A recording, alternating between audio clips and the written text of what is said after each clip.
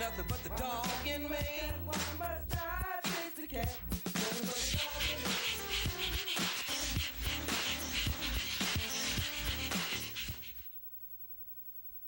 Good evening and welcome to Posse Presents. That was kind of loud, huh?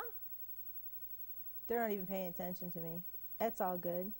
What? I said the intro was kind of loud, huh? Yeah, I know what that was. I don't usually, sometimes I don't even hear it in here. Anyway, neither here nor there. We're on the air, yay!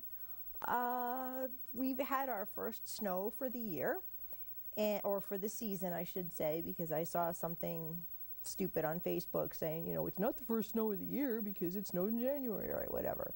We had our first snow for the season, and hopefully people are keeping their pets inside because they shouldn't be outside in bad weather and in cold weather. It's been really cold, especially at night.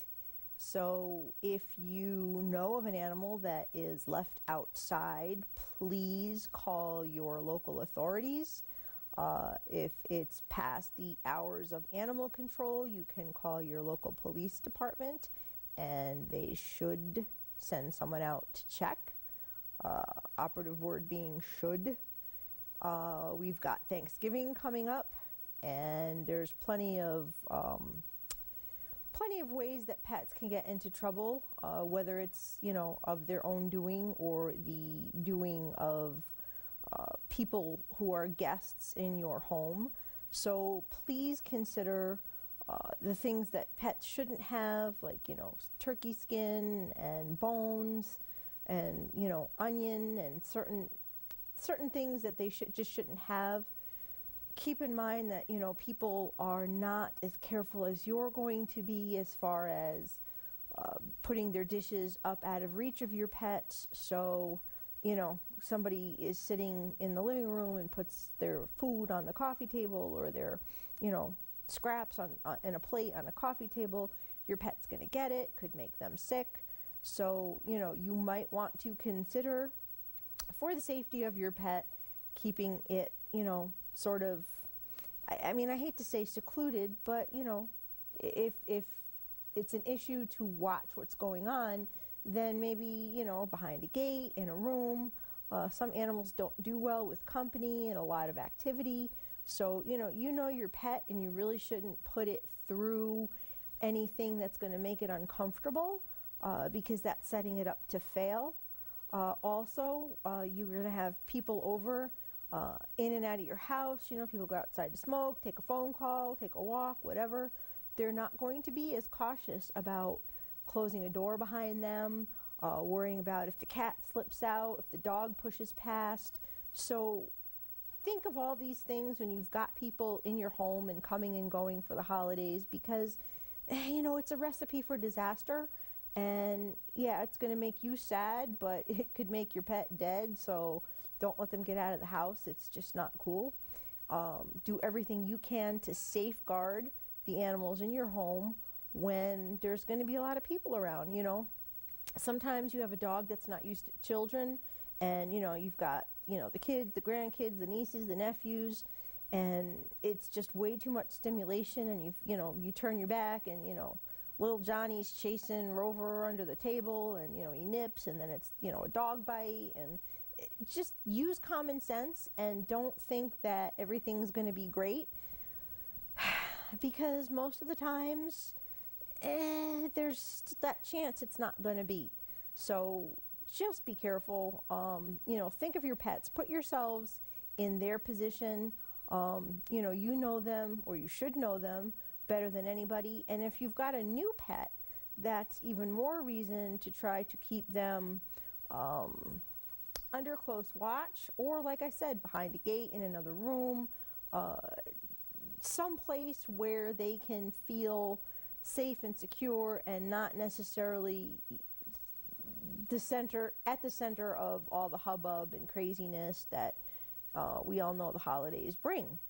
And, you know, the same's going to go for Christmas, New Year's. You know, people like to have people over, and that's all fine and well, but at the end of the day, your pets live there too, so you really have to do everything you can to keep them comfortable with all these people in their home. You know, it's just, if you've got a dog with an iffy temperament, doesn't like strangers, doesn't like, you know, has any kind of guarding, you know, issues or whatever, keep them out of the way of people in general, because again, it's going to be very uncomfortable and a lot of stimulation, and you know, you don't want your dog to end up having a bite history. It's the last thing you want. No, you don't want people getting hurt. That's, you know, I'm not trying to downplay that, but yeah, I kind of am at the same time. Your responsibility is to keep your pet safe, and that's what I hope that everybody will focus on. And you know, let's everybody have a happy Thanksgiving. Okay? Okay. So, off my soapbox, because there's plenty of time for that a little later. And one of my favorite shelters is having a home for the holidays event. And let's get up the Town of Hempstead Animal Shelter event. They are waiving their adoption fees from today until January 6th. And folks, that's with an approved application. The Town of Hempstead Animal Shelter is not like doing a clear the shelter to just give pets away to any person who decides they want to walk in the shelter and walk out with an animal for whatever reason that they might be, you know, trolling for free dogs. So put that thought right out of your head, because they care way too much about those animals and know better. So yeah, this is a great time with over 100 dogs there to go on down and maybe find a brand new best friend. You know, if you're in the market for a dog or a cat, because they have, you know, plenty of cats as well. This would be a great time. They have, you know, big dogs, little dogs. They have dogs that get along with other dogs. They have some dogs that need to be onlys, and that's a niche adoption, and that's the biggest gift you could give to an animal who's been waiting for a really long time. One of those niche adoptions. Just, you know, go on down there, and you've got no other pets in the home. You could do it. You could have a guest in your home forever, become part of the family, you know. That's the hardest thing to find, is a single pet home, because most of the people who have animals or who would adopt an animal already have them. So it's, you know, very limited, very, you know, hard to find needle in a haystack. So, you know, consider it. If you've got the room and you've got the heart and you've got the time and you'll make the commitment, now would be a perfect time. So anyway, speaking of my friends at the Town of Hempstead Animal Shelter, we've got a few dogs up next. And Falco, look at him. He's such a cutie, and I got to see him when I was there a few weeks ago. He's a small dog with a big personality. He's a senior at about 8 years old. And, you know, yeah, he's got some quirks, but don't we all? He's good with other dogs. He's best with no kids or older teens, if anything. His vice is that he doesn't like to be picked up. Now, a lot of things could have caused him to feel that way.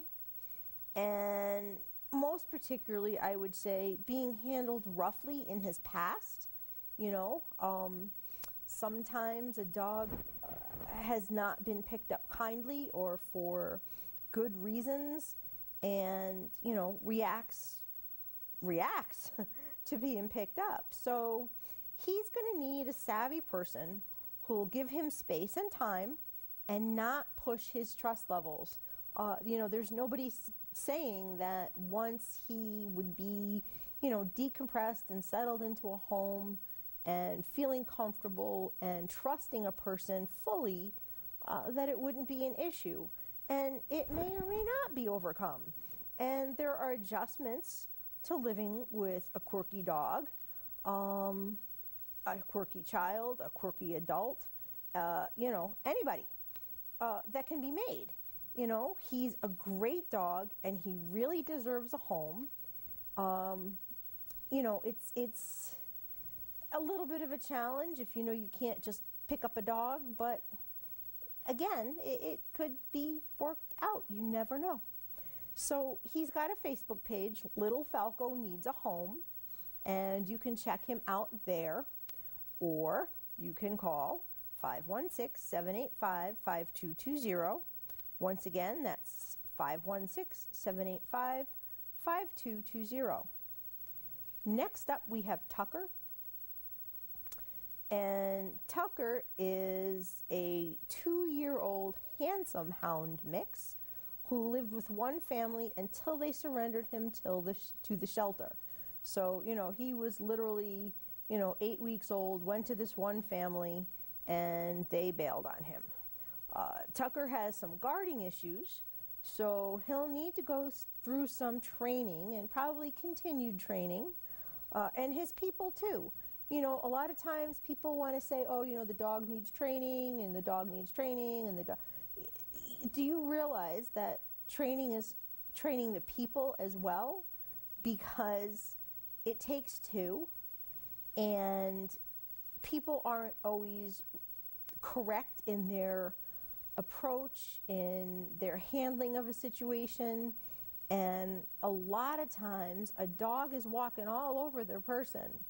And so while the dog needs to have some values instilled in it, the people also need work because they're being the doormat. So it's a partnership. So especially with a guarding issue, you can let the dog lord over you, or you can pretty much take control of the situation and, change things. So anyway, Tucker would be best if he were in a home without children or other dogs. And again, that's so as not to set him up to fail. Kids don't understand, the dog doesn't want you to touch his food. The dog doesn't want you to touch his bone. The dog doesn't want you in his bed. It's all part of not setting a dog up to fail. So, and the same thing with dogs, with other dogs. A dog like that, you probably, until you work out the issues, if they can, be fully worked out, you don't want a scuffle, because a scuffle can be a brawl, and a brawl can turn into a real nightmare very quickly. So that's where, the no other dogs comes from. Most people are not equipped to deal with, a dog fight and don't know how to break it up. And, if you don't put a dog in a position to begin with, then there's nothing to discuss. 516-785-5220, 516-785-5220. Next up is Missy. And Missy's such a pretty girl.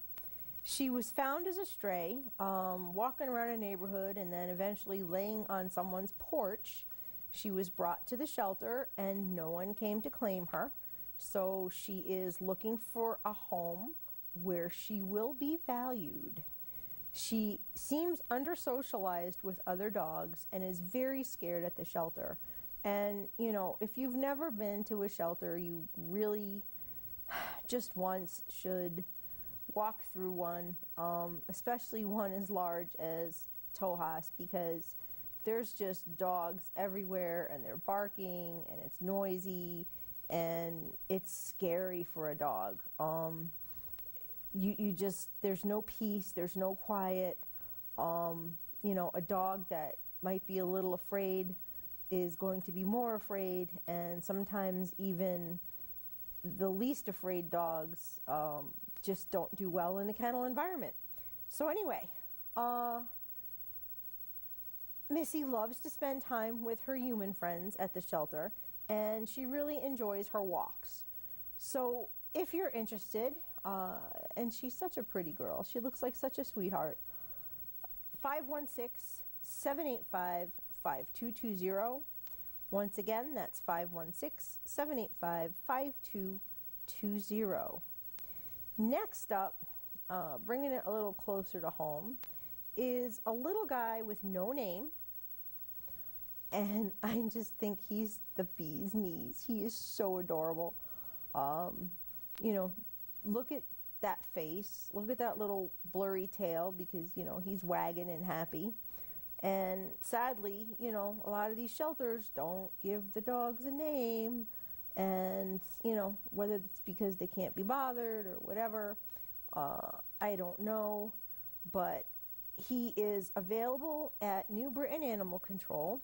He's said to be a little cautious at first, but warms up once he realizes you're a friend. He's spunky, energetic, and playful. And he did find meeting another small dog in the kennel, but he would prefer not to live with large dogs. And, you know, sometimes little guys are just afraid of bigger dogs. You don't know the history or why, and sometimes it's just not important. But, you know, little dogs tend to have a Napoleon complex. I'll give them that because I know for a fact. And Jack's laughing in there. So if you're interested in this little sweetheart with no name, 860-826-3095. 860-826-3095. Next up we have Ghost. And he has a name, so I don't understand. Ghost, like too many others, was somebody's pet once. But now he's sitting alone and scared at a shelter, wondering why. He's a good boy, very friendly, and will sit when asked.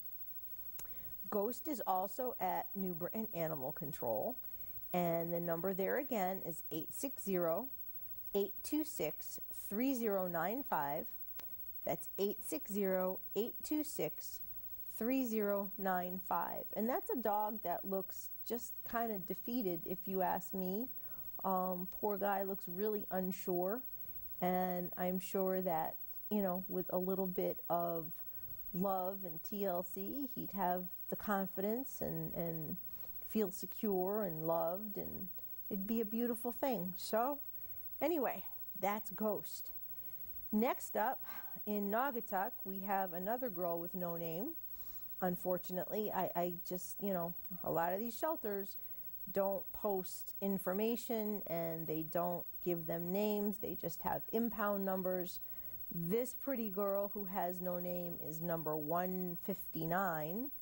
There's no info in her post other than that she was enjoying her snow day. So in order to find out more, if you would like to, about this very pretty girl, you can call Naugatuck Animal Control at 203-729-4324. That's 203-729-4324. I will take the camera back for a few. And tomorrow, 'tis the season, folks. We have all of the pictures with Santa coming up. And tomorrow at the Right Paw in Princeton, Mass, Picks with Santa from 10 to 4. And a portion of the proceeds will benefit Sweet Pea Friends of Rutland Animals, which is why I'm telling you about it. They're at 179 Sterling Road in Princeton. And actually, that brings to mind that I didn't go there, but I believe next Saturday is the 24th, and that would be Bikers Against Animal Cruelty's Pictures with Santa at Gengras Harley Davidson, and I think, is that in East Hartford? Anyway, you can look that up. I will share on the Pound Posse Presents Facebook page. It's going to be too late by next Saturday, but I would be remiss in my duties if I didn't mention it, because we know how much I love Bikers Against Animal Cruelty. Will I be there? I don't know if I can get there or not. And if you remember, I went with Little Man last year in his little, we were twinning in our little leather jackets. Well, mine's leather, his is leather, but it's really cute. Yeah, Zach remembers now. Zach gets me. So, getting back to Sweet Pea, their own Pictures with Santa is going to be December 9th. And how crazy is it that we're halfway through November and it's almost December and anyway. Although I have to honestly say I'll be happy to see 2018 gone. Hasn't been my best year. So anyway, Sweet Pea's Pictures with Santa is December 9th from 12 to 3. And it's kind of special because this year they're holding it back at the shelter in the main house. And the address there is 1090 Pleasant Street in Paxton, Mass. And, you know, again, don't know if I'll be able to make it. It kind of depends on a lot of things, but I won't say that I won't try. But, you know, you'll get to meet or see the whole Juno's Place cast of characters. And I don't know if they're going to be giving tours for the shelter progress, but you'll get to see the outside of the building. And boy, you know, it's just, I was up there last Sunday and, you know, it's just so cool to see a building standing there again. It really is. So, next we have some sad news. And you may remember, if you've been watching the show for any length of time, a dog named Moo. And Moo, 3 times at least on the show with her mama, Laurel Cox, Moo was very storied, was in the Hartford Pound, a blind older dog. Laurel adopted her, was able to restore her sight. Eventually, poor Moo lost her sight again, riddled with many health problems and, you know, very diabetic, and just the kind of dog that Laurel would have, because that's who Laurel is. And Moo was on to promote senior adoptions. It was usually November. You know, the disabled dog, the underdog, the dog who had her sight back.